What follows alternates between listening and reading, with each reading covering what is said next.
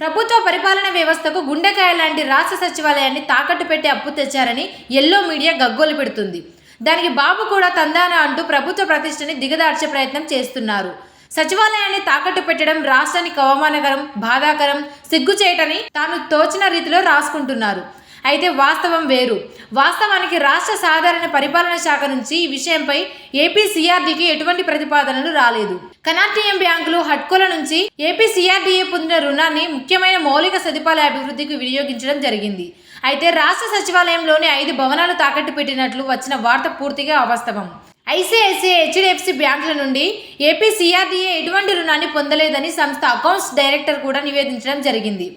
రాయపూడిలోని అఖిల భారత సర్వీస్ అధికారుల quarters GOMS number 332 తేదీ 15/10/2018 ప్రకారం 2060 కోట్ల రూపాయల రుణాన్ని కనార్టీఎం బ్యాంకులు అయిన union bank of India, bank of Baroda మరియు ఇండియన్ బ్యాంకులు మంజూరు చేశాయి.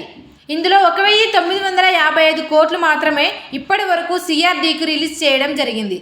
2017వ సంవత్సరంలో హడ్కో 1275 కోట్లను మౌలిక సదుపాయాల కొరకు రుణాన్ని మంజూరు చేసింది. అందులో రూపాయలు 1151 కోట్లు మాత్రమే సీఆర్డీఏకు రిలీజ్ చేసింది. రాష్ట్ర ప్రభుత్వం కంఫర్ట్ లెటర్ జారీ చేయడం జరిగింది. ఏపీ సీఆర్డీఏ సచివాలయ భవనాలను తాకట్టు పెట్టి ఎటువంటి రుణము పొందలేదు. అయినా ప్రభుత్వాన్ని బదనాం చేయాలని కట్టుకథలని ఎల్లో మీడియా అల్లింది.